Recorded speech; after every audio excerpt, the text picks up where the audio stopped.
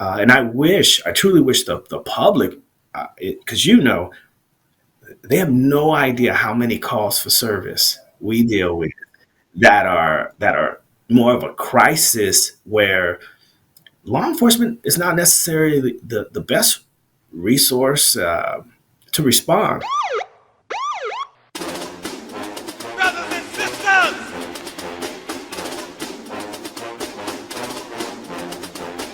brothers and sisters, I don't know what this world is coming to. You're listening to the Black and Blue Podcast, a discussion and celebration of the roles of African Americans and other minorities in U.S. law enforcement. Your host on the Black and Blue Podcast is Dale Peters, a law enforcement professional with over 20 years experience in the business. Hop on board this Black and Blue train of interviews, current events, and pop culture conversations. So get ready. The Black and Blue Podcast is coming at you right now. What's going on, Black and Blue fam? Welcome to another edition of the Black and Blue Podcast, where we celebrate diversity in U.S. law enforcement. If you don't know me by now, hey, where you been? My name is Dale, and I'm the host. Thank you for checking out the show. And if you've been here before, hey, thank you for coming back. I really do appreciate it. Hey, but before we get started, let me ask you all, please click those like, subscribe, and bell icons right down here on my YouTube channel. And if you listen to me on your favorite podcast platform of choice, please rate the Black and Blue Podcast 5 stars. Finally, be sure to check me out on any one of my social media pages for even more content. You can find me everywhere at Black and Blue US. All right, so my guest today is a captain for Northern California's premier law enforcement agency. So Black and Blue fam, excuse me. So Black and Blue fam, got me choked up already. Black and Blue fam, help me give a warm welcome to the show, San Jose, California Police Captain Brian Spears. Thank you very much. Thank you very much. And like I said, Dale, it's an honor and a privilege to be able to participate. So thank you very much. Hey, I appreciate you. Thank you for coming on. No doubt. No doubt. We appreciate you. All right. So like I said right there in the intro that you were up in Northern California, San Jose. How's everything shaping up out there in San Jose today? It's good. It's good. A little windy, but it's already... I saw a supervisor running out the door. He said, "Hey, boss, I got to go. We got something working." So I figured I would just sit tight and wait for the call. But he smiled at me. So I figured it's busy, but, controllable, tolerable. Right. San Jose. Yeah, I didn't realize how large San Jose was years ago until I met somebody when I was in the Fed Academy years ago. Used to work there, and then he transferred over to ATF. But I didn't know how large San Jose, the city and the department were. How large is it for the audience?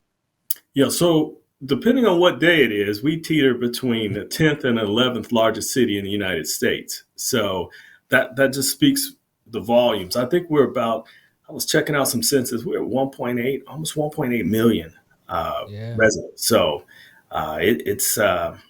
we stay active. Yeah, I'm sure you do. And how large is the department? Right now, we are. Unfortunately, when I started, we had numbers of 1,400. Now we're teetering more or less closer to 1,000 officers. So, so when you look at the growth compared to what we have, I mean, we're lean but efficient. Lean but efficient, like that. But are you guys down 400 bodies, or with attrition, did it kind of phase out a bunch of those positions? No, just, and I think law enforcement is suffering.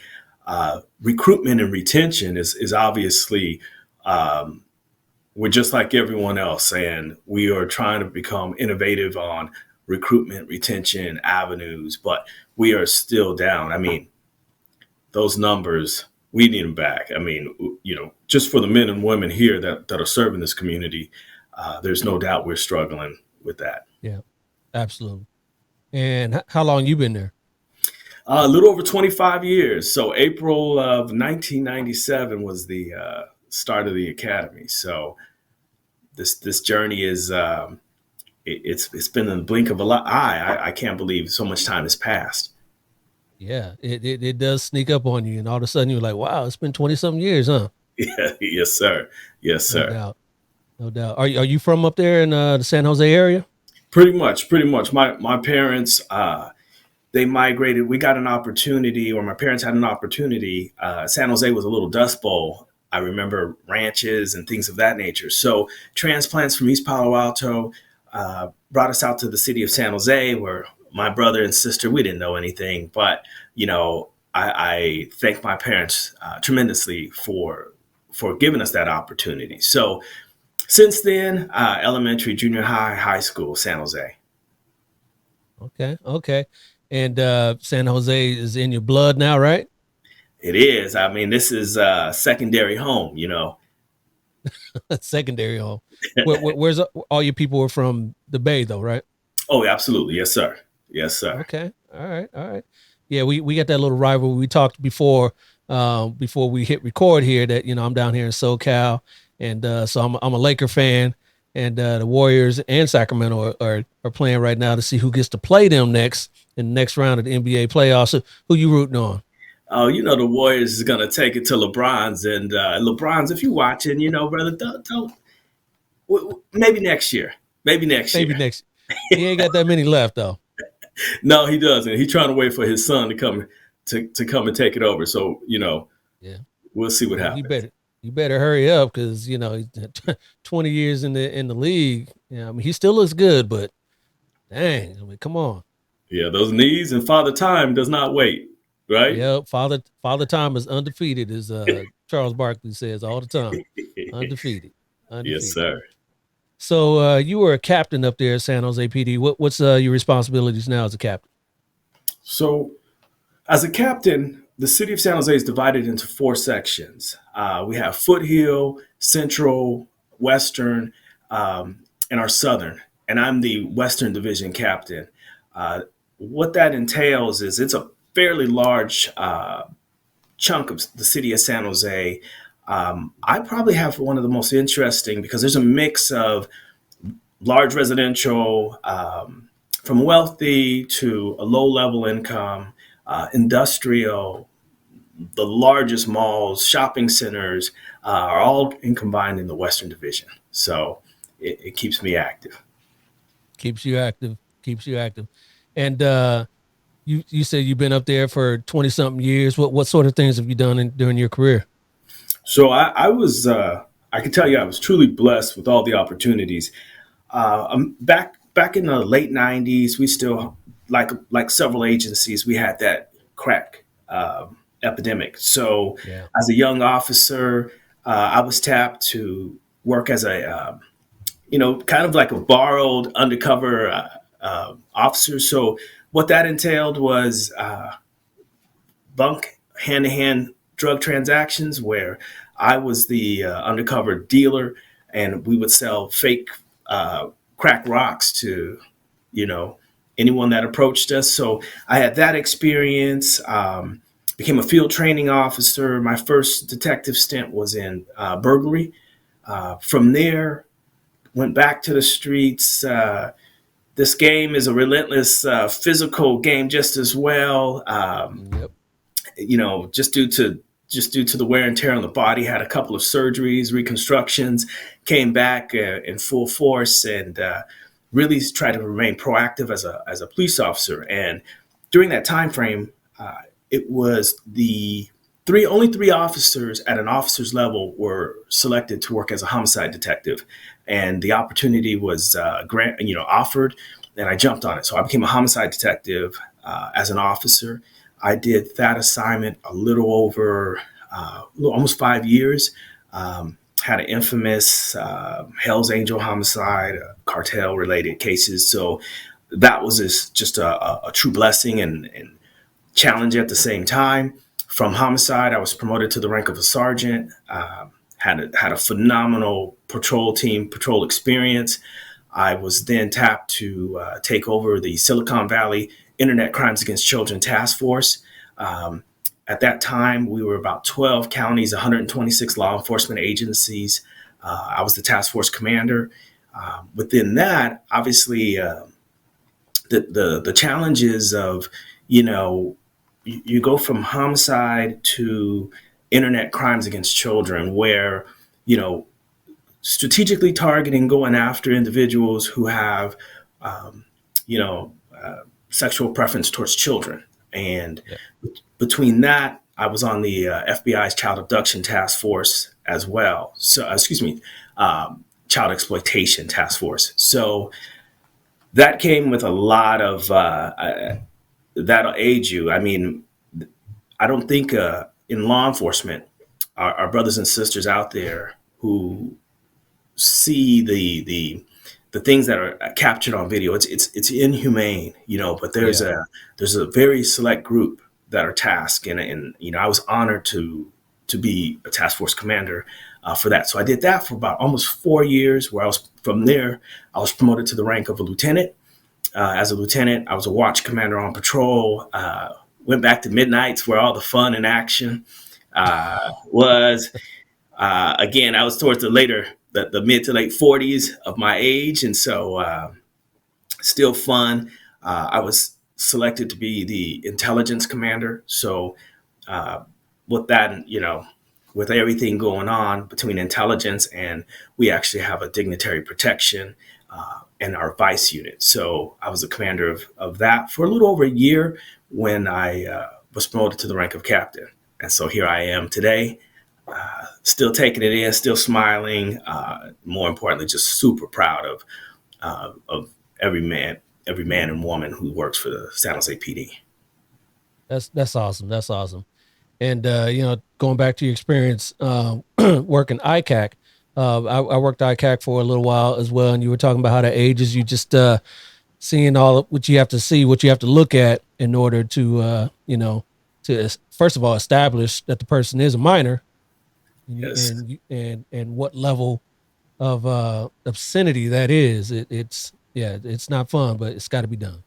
Absolutely, absolutely. And you know, with ICAC, you know, not just the arrest, but more importantly, the outreach, prevention, and awareness comes with that Yes. avenue. So you know, so shout out to you for everyone listening. I get choked up anytime I meet a fellow ICAC member. It's nothing but that brotherly love to Yeah. the individuals who do it. So Yeah. Yeah. Yeah. awesome.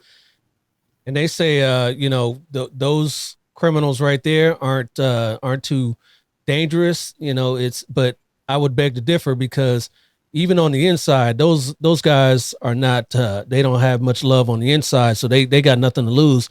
Then a few years ago, I think that was in Miami, where a few FBI ICAC agents, Yep.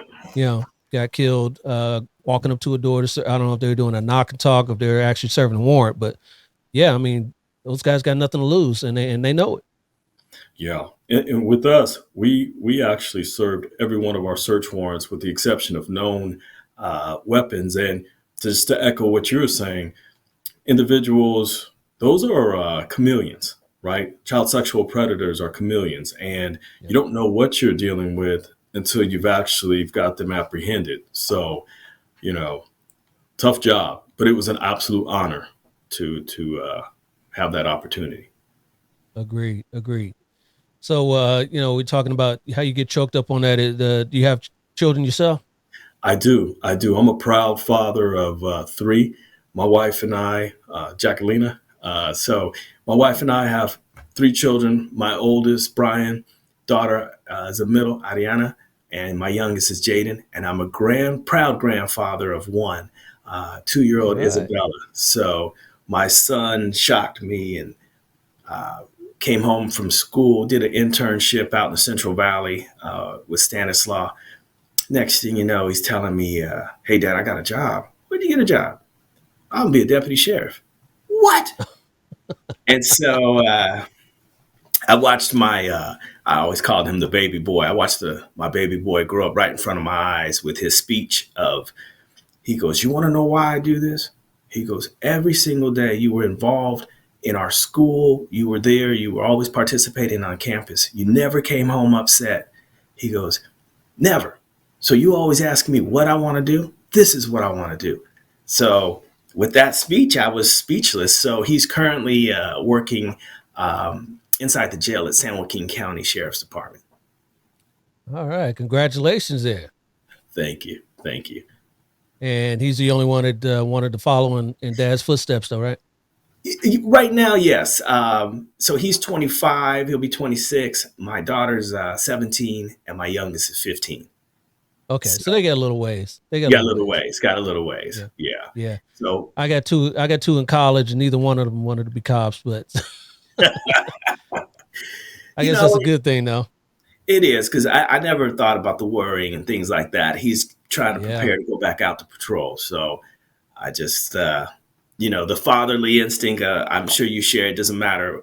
You're constantly reaching out to make sure they make it home. What time you're there. And he's 26. He still shakes his head laughing, but he'll answer the call. So I'm grateful, blessed and grateful. Yeah. I even had mine. They were explorers for a little while. So, they got to see the inner workings of that. And I guess they decided, nah, I'm good.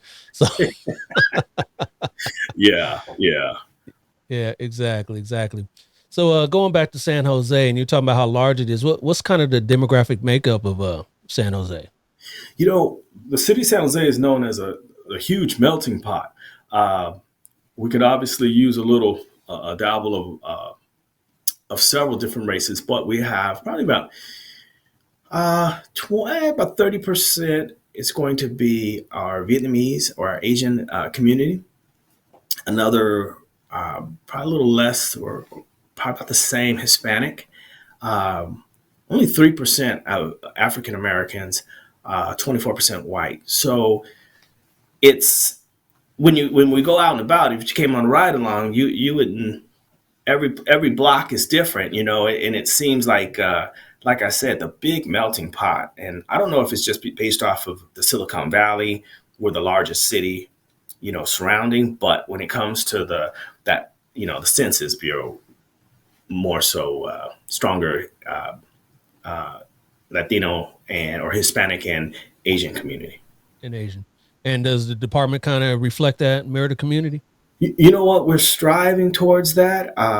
Still a little offset. But I truly believe it's not based off of how we are targeting. I mean, right now we have a huge push for not just our recruitment department, but every man and woman here, including our civilians. We want them to be those walking billboards to convince and help attract this, So, but we've got two brothers that played NFL football at one point of their careers. So we've brought talent from all over the nation, to be honest with you.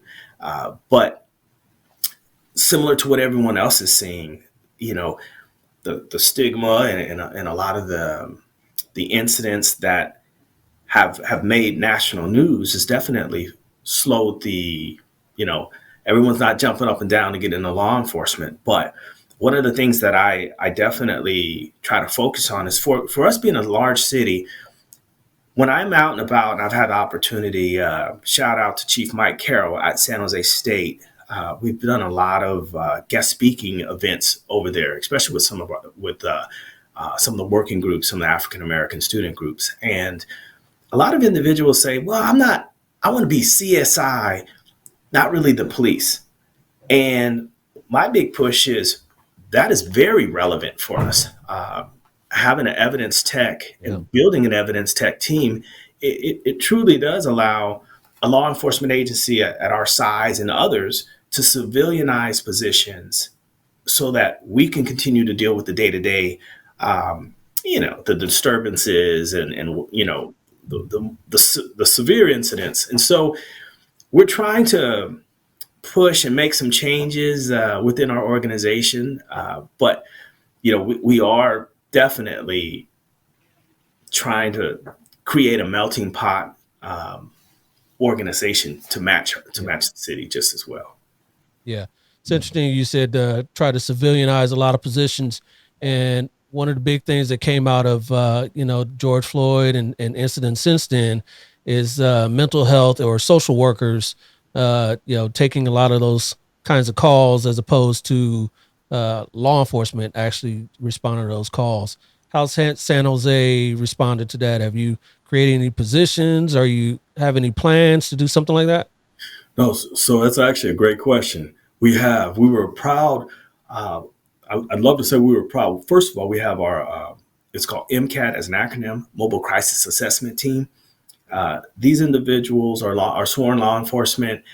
They wear a different uniform, polo style, a lot more of a soft approach while dealing with someone or members of our community in a crisis. In addition, we also had a PERT clinician who was riding with the police officer. Uh, we're in the process of trying to hire another clinician. And one of the things, and I'll say it's more of a hearsay, not fact, but our first clinician really kind of was blown away with the day-to-day calls for service and the amount of people suffering from a crisis where they were like, I don't think that this is for me. And so we are actively trying to obtain another clinician who can be actually in the field. And when you look at that, and I truly wish the public, because they have no idea how many calls for service we deal with that are more of a crisis where law enforcement is not necessarily the best resource to respond. And I think you're out in Southern Cal. You have the 988 team that's responding just as well. And kudos to the system, but there's just so many factors.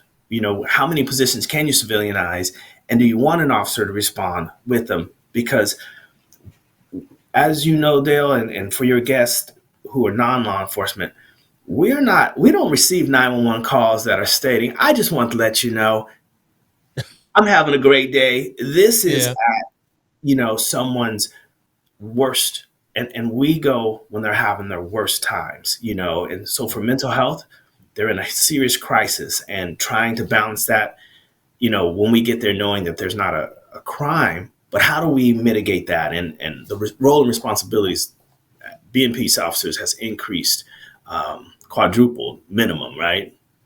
yeah, yep. Well, I mean, we do things that 20, 30 years ago that weren't necessarily in the purview of law enforcement, but now, whenever something comes up, hey, call the cops on this, call the cops for that. And one of those many things that they call the cops, at least in my department, I'm sure in your department as well, juveniles with their parents. When parents can't handle their own kids, and call the cops. And one of the things that irks me is, when we get those calls and they expect us to be the parents.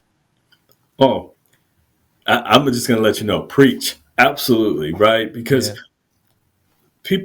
one of the things we do a lot of community engagements at our agency. I'm sure, just like others. And one of the first things I hear, if I hear a parent coming from a former preschool teacher turned police officer, when I hear someone say, "Oh, I'm going to tell the cop, I'm going to tell that police officer, you're going to get in trouble." Oh, I hate that. I take that, I go right over there, I drop down to that child's level. I said, "You're not in any trouble." And then I look up at that parent and I'm like, don't tell them that. That's the last thing. I mean, that stigma gets created at such a young age. And Yes. now we have a 9-year-old scared of us based off of Yeah. what parents have said. So no, I'm with you on that. With you on that. Yeah, absolutely. So how do we kind of get past that with the communities that now look at law enforcement and with a side eye now? What sort of steps can we do to kind of bring them back towards not necessarily on our side, because you won't always have that on your side, but looking at us more fairly. You know, one of the true tests is, first we have that cliche, right? Being involved in the community.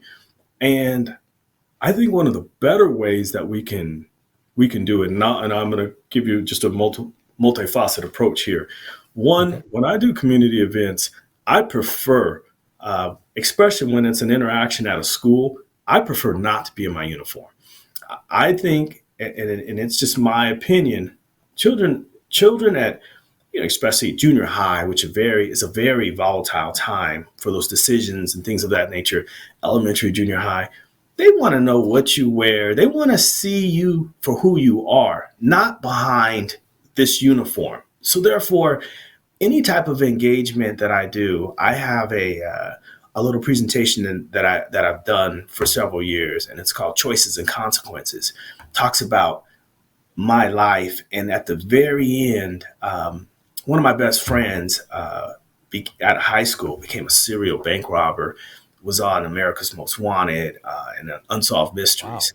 And so to this day, his brother's a police officer just as well. So, it's we're going down this path, and it veers off.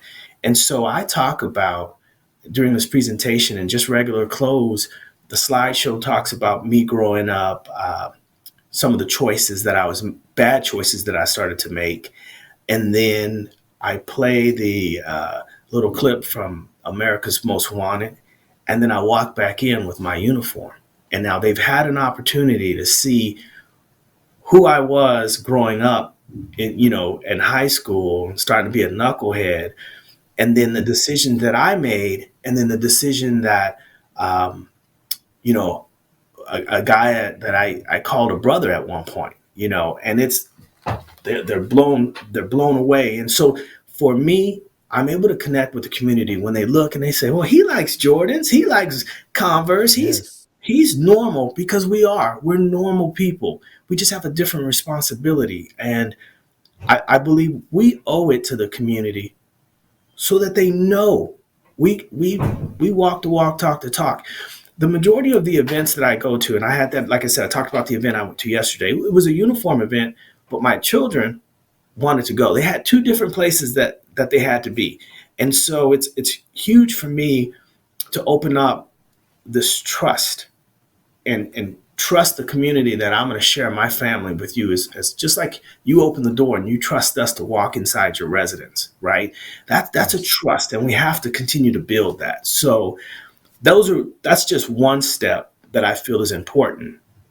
Law enforcement, we've never been great at showing all the things that we do outside of being the day-to-day calls for service. And what I mean by that is, I'll give you a perfect example. Yesterday's event, one of my midnight officers, she came to me and she says, hey, I'd like to participate in some of the outreach. She stayed. She worked from 9 p.m. till say 7 a.m. Then she took on an event that started at 10 a.m. And we don't self-promote all the things that we're involved in. I have two young brothers here at the department that are police officers that run a basketball league. No one even knows about it, right? And so I have former teachers that are engaged in the community, that are just, they do so much, and we don't highlight that. And so rather than just talk about the gun pinch, what we've done, I truly believe the social media platforms exist. It's Yes. it's us taking that time to say, this is really what we do. And best, we don't advertise, we don't self promote, because we don't want it to be create a false narrative like, they're only doing that for this. Right. But we're beyond that now. And that's the only way I truly believe that we're going to be able to start rebuilding that trust that these communities desperately need. And it's personal. When we have children that want to pursue a career in law enforcement, friends and associates, we need to, that's how I judge it. I look at it, how would I want someone to talk to my son? How would I want to be treated? And having biracial children who look different consistently, how do I want them to be treated? Not just by law enforcement, but within the community itself. Right. So, yeah. Absolutely. And you're talking about, trying to get young people into this profession. And you spoke about your experiences, even with friends, associates that veered off to another path. Interesting conversation is now that all agencies are really in need of people and really trying to recruit people is lowering standards, and not necessarily lowering standards all the time, but looking at people who have had associates or associated with different people that did some knucklehead things in their past. Maybe even they did some knucklehead things in their past, and disqualifying those people straight off. What's your opinion on that? The profession has evolved since we started, right? I Oh think yeah. you've been in the game 20 years, easy, minimum, right? Yep. So since the position has evolved, I truly believe that we should open up the thought process as well, right? We're still, when I look at this profession, it I echo this. It's not just about arresting individuals. The power of communication is absolutely everything, right? This is this your mouth and your ability to communicate is really what keeps you sane and helps mitigate some of these issues that we encounter on a not even on a day-to-day basis, on an hour-to-hour basis. So what if someone did have a grand theft back when they were 18 years old?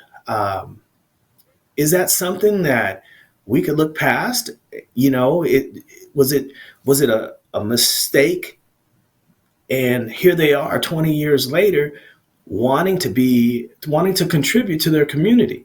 So I think that there's a playing field that we should definitely revisit and re-examine. I know that we got SB2, which is obviously something that is new to us in the law enforcement, but not necessarily, taking a look at the recruitment and retention and where are we missing the mark, right? Should we care if somebody has blue hair? No. No. That's the least. If it's able to start, create dialogue and have a conversation with someone else that has green hair, I don't have a military background. I'm still take pride in the Class A uniform. However, I want to match our community, and Yeah. so when I look at it, I oversee our uniform committee.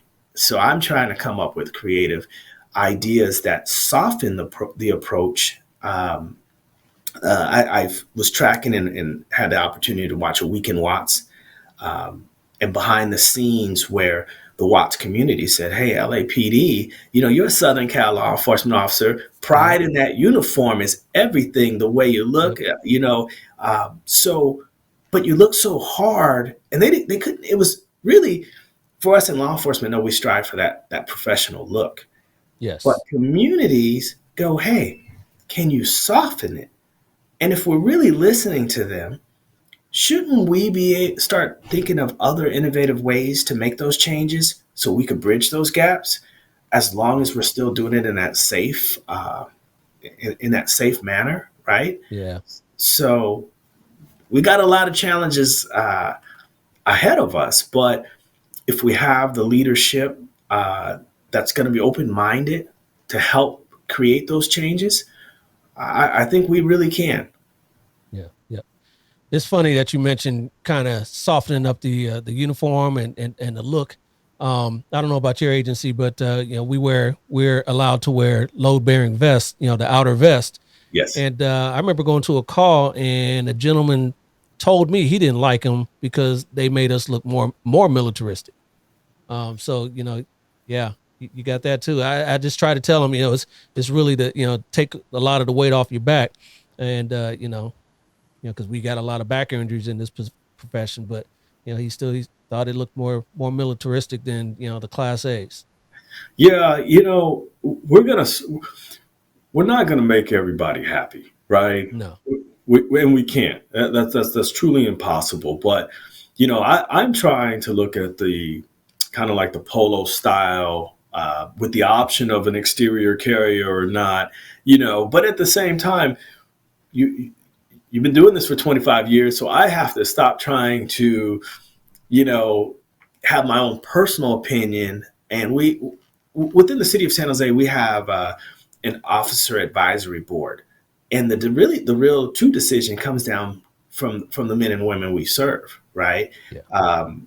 And so that choice will be, once we kind of get it dialed in, that choice will be the majority of our staff will make that choice and see what we can make a change. There you go. So long as you guys don't bring back the short shorts and and white socks. Yeah, the lieutenant dance. No, we can't. No, don't do Yeah, that. yeah. Don't do that. Yeah. So, you've been on for 20 plus years. Had you always wanted to be a cop, or was there, you did mention that you were a preschool teacher, Yeah, right? yeah. I started off, my major was early childhood development. And I've always just, I figured children are so innocent and they're taught so many things. There's tons of those videos where you see a child who is so innocent. They don't know any better. And so I jumped at the opportunity. I actually wasn't able to get a class, and they had a student teacher on program on our campus. So I took advantage of that at a local community college at De Anza, and I would see this young lady always staring at me, and I always wondered what it was. So she offered me a job as a preschool teacher, and from there, it was rewarding, right? And so over the course of time, I knew that there was just so many years you had with these children. At one point, I had a classroom of 12 two-year-old boys.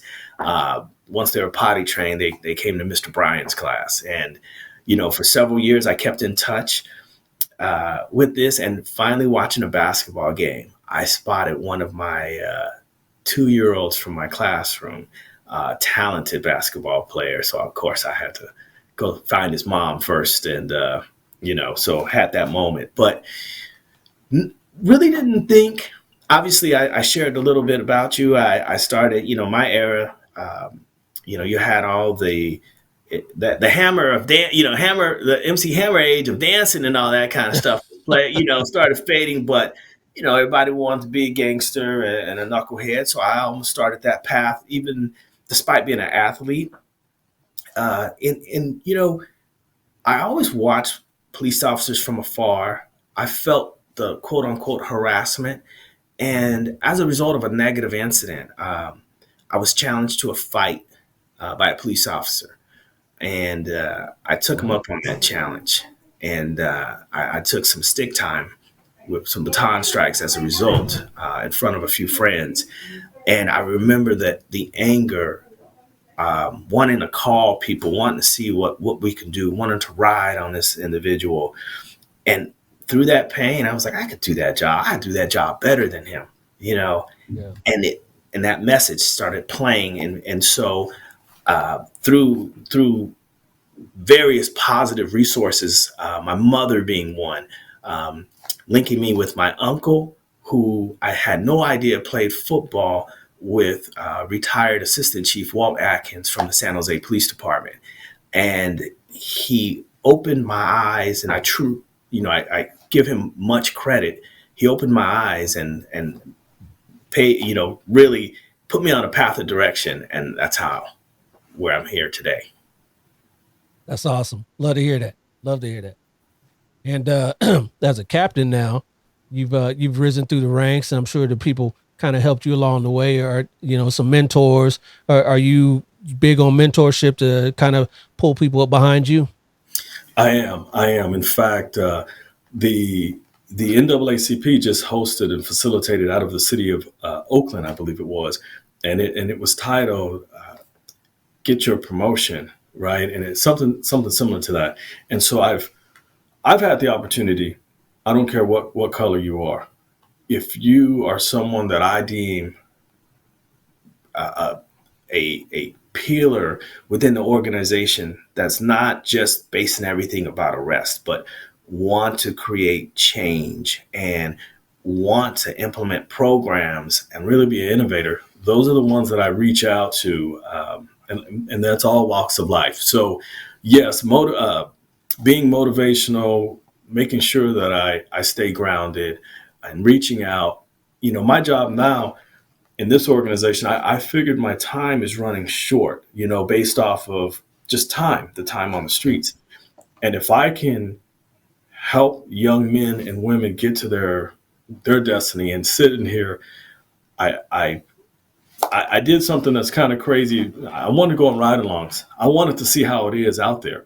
Just because you get promoted, you still need to understand the nuances. And so, working with some of our just up and coming talented officers, it's amazing. So, I love the fact that I'm not a military man. So, and I respect the military, but people walk past and they want to come in and they want to talk to me. That just makes my day.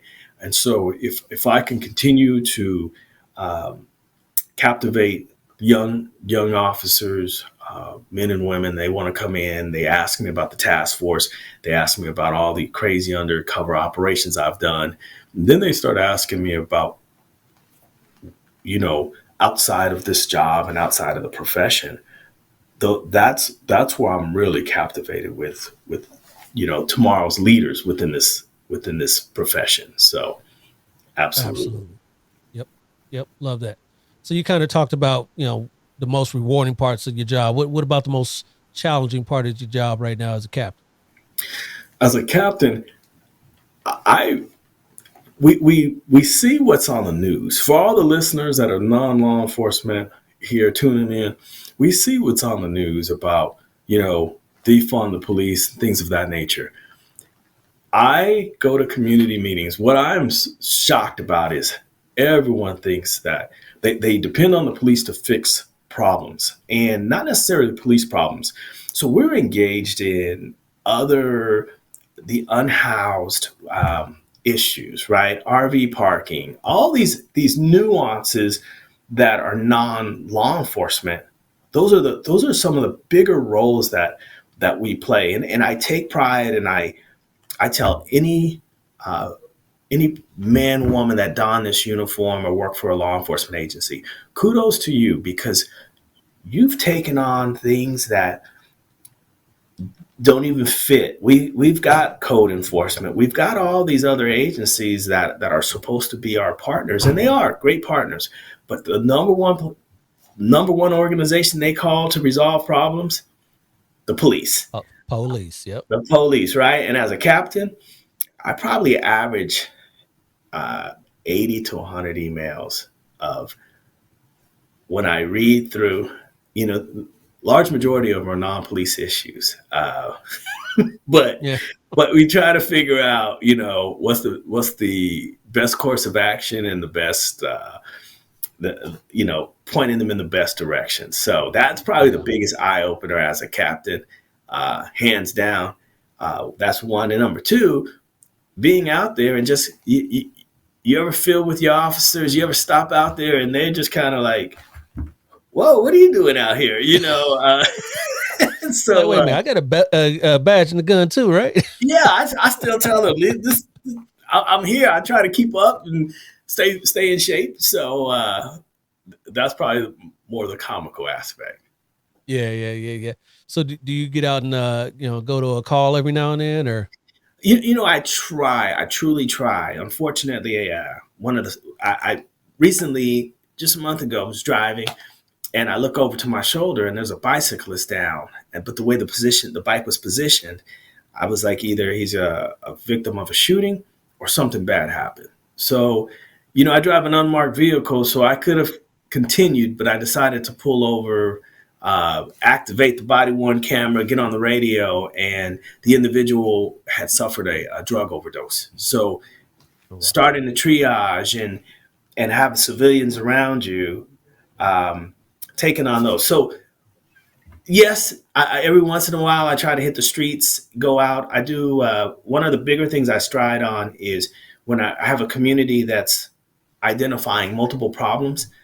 I like to walk with the community member so we can really engage, and nothing that's going to put them in harm's way, but let's walk and talk so we can address some of the issues and concerns within the community. So that's something that I pride myself on, is getting out there. So, you hear the officers hear you out there and they come racing around the corner, and I'm like, no, keep going. I'm good. So Yeah. Yeah. Well, yeah, because they'll be like, Captain, the LT, what's what they doing out here? Go back inside. Yeah, and from the city of San Jose's perspective, our watch commanders, our captains, they are actively out on the streets just as well. So seeing a lieutenant vehicle out and about, it's not rare, right? A critical incident arises, you're going to get the gamut of individuals on scene pretty much all the time, and that's a change.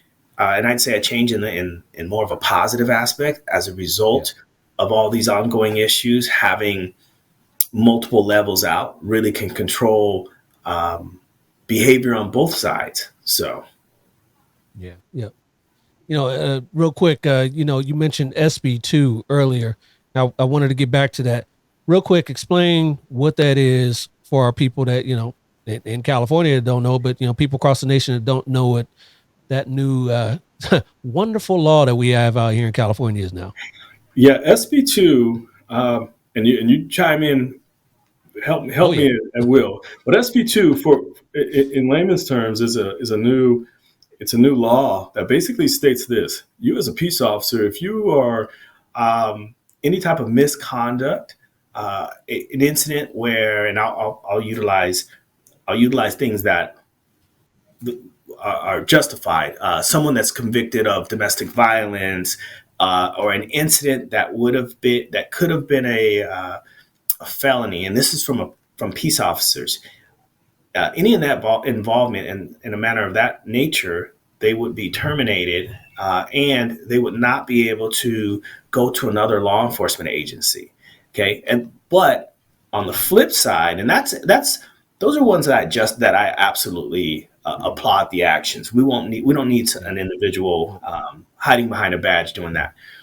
But there's other incidents and critical incidents that arise where an officer can be taking someone into custody, and that individual, unbeknown to us, has ingested narcotics, or there's some underlying health issues. We handcuff them and the person dies in our custody. Now we are also facing the potential of losing our credential to be a peace Yes. officer if there's a violation of a policy. And two different worlds, two different spectrums, but definitely doesn't help us in the state of California with recruitment and retention uh, at all. And there's a lot of nuances that go into that. And a real estate agent, several law enforcement officers have a side business and things of that nature. But if you're involved in something in real estate where your license could be taken, that license can also, because of your actions, even though it wasn't in law enforcement, that could also cost you your ability to become a police officer. So there's a lot. SB2 is a whole nother, It's a whole new thing. Yep. Yep. whole new thing. And before that was implemented, I had always thought, because you went into more of the other things that can take place, but as far as the certification for someone being fired from for cause, for the most part, I would always think if you go to a new agency, when they do the background, and then they would obviously go to your prior agency and say, why was this person let go, and then they disclose that. Most of the time, most agencies would say like, yeah, we don't want that on our books either. I'm sure from time to time you would get that, but for the most part, I think that was something that was handled internally anyway, from agency to agency. Yeah, yeah.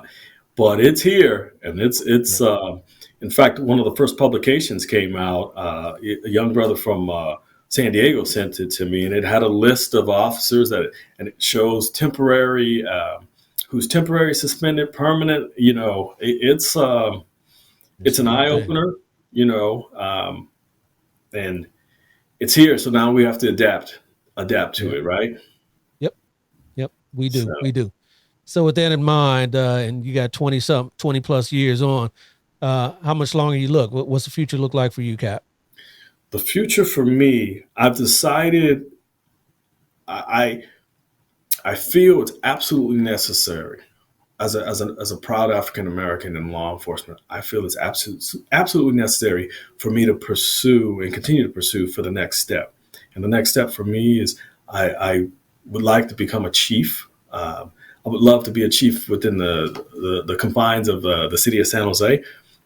I can't control that, right? But I can control the next journey. So I've made it known, and I want to try to do a few things a little different than the average. But I'd like to become a chief, and right.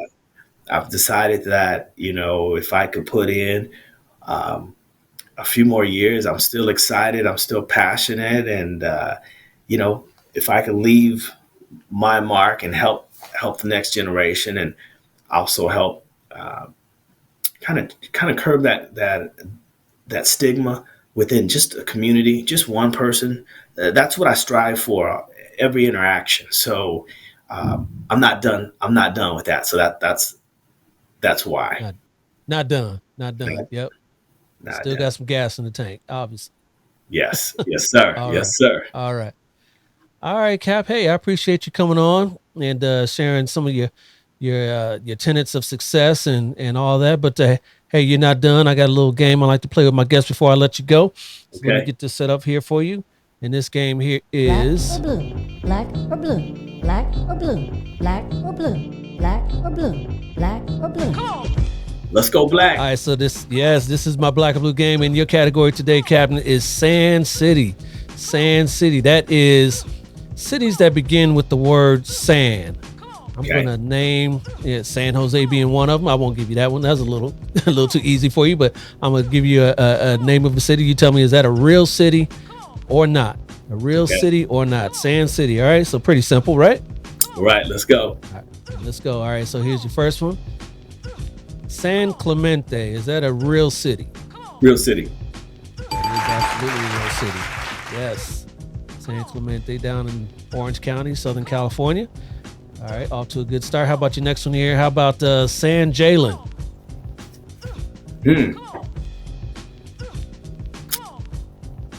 I'm gonna say no. That would be correct. That is not. That's something I made up. That's Jalen Rose right there. San Jalen is not a city. All right, 2 for 2. How about your next one here? How about San Selma? That's a city.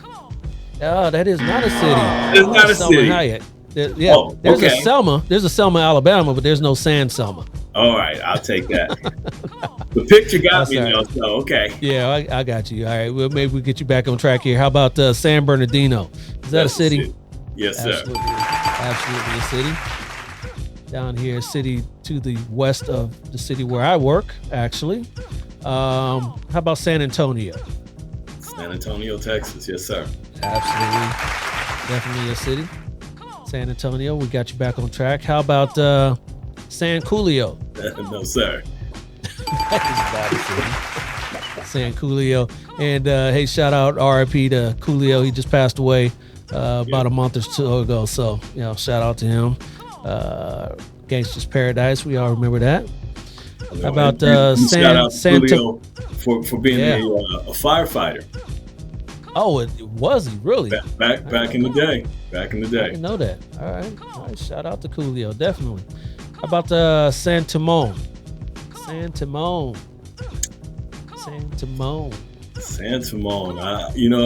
a 50-50 guess, so I'm gonna say no. Yeah, that is correct. I made that up. That's Timon from Lion King. Timon and Pumbaa. You remember him? Yeah. You got kids. You remember him? Yes, sir. How about San Diego? That's the retirement spot right there. That is the city. Yeah, that is definitely a city. That'll throw you some softballs there. How about San Dimas? It's a city. Oh, you know San Dimas. That's out this way. All right, definitely. How about San Juan Capistrano? Oh, we got the church. Oh, I'm going to say it is. It is. San Juan Capistrano. Yes, that is definitely a beautiful city out here. A couple more here for you. How about San T'Challa? I'm going to say no. No, that is not. T'Challa from Black Panther. And shout out to Chadwick Boseman, passed away a couple of years ago from the Black Panther movies. And a couple other movies that he did as well. Great. Played James Brown. He played Jackie Robinson. Yep. Yes, sir. Yep. All right. And how about San Leguizamo? That's not a city. That is not a city. Nope. John Leguizamo. Yep. And how about your last one here? San Luis Obispo. That's a city.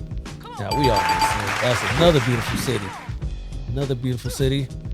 Sand City. I think you got more right than you got wrong. So let's call you the winner.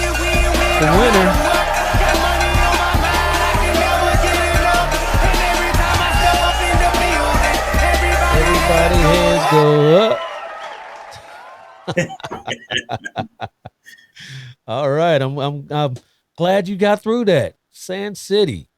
You actually had me breaking a little sweat for a second too. Nah, you good. You good.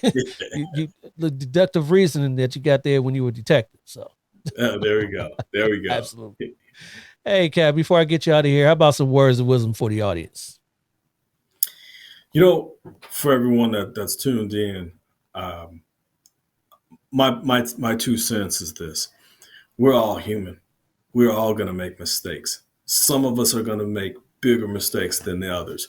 Doesn't matter if you're wearing this uniform or regular uniforms. We're all human, and I promise you that this profession, representing for Dale and I in this profession, we're striving towards excellence, and we're not perfect, but we've chosen to come out here and really take on these crises. And all I ask is the next time you see any one of these police officers, no matter what color uniform they're wearing, just wave at them. That's all we are. We have families just like that, and vice versa. I will pass that same message to every man and woman that's donning this uniform who's listening to Dale's podcast. That's all we have to do is put a smile on our face and be out there. Makes the world go by a lot faster, a lot easier, smoother that day. Smoother, yes. Absolutely. Hey, I appreciate coming on to the show again, Captain. And hey, be safe out there in San Jose. And hey, go Lakers, right? Oh, we was almost there. But I'm gonna wish your team nothing but the best, though, Dale. Right? I gotta check on this Warriors game. Yeah. I don't know, man. It might be Sacramento right now. So you still roll with Sacramento if it's you still roll with Sacramento if they made it, all right? Still was. To be honest with you. For all your listeners, as long as we keep it Cali, we're good. Yeah. Okay. All right. Love that. Hey, I'm a Niner fan, so. Okay. Well, we got to get you out for one of the games. Yeah, I haven't been to the new stadium yet, so I wanna make it out there. You're gonna have to just hit me up. We'll make it happen. Oh, definitely. You ain't said nothing but a thing, Cap. Nothing but a thing. I got you. Yeah, I got you. I went to we got the Rams down here, so whenever they play the Niners down here, it is nothing but red in SoFi. It's crazy. It's crazy. Wow. No, we gotta get you. We got to get you here. We got to get you here. I may have to make a phone call or two to get you a tour of the stadium or something. Hey. Next football season, I'll definitely hit you up. I appreciate you, Cap. All right. Appreciate you, sir. Take care. All right. You take care, my brother. There we go. Another dope interview with another outstanding guest. Thank you, Captain Spears, for spending some time with me and my audience today.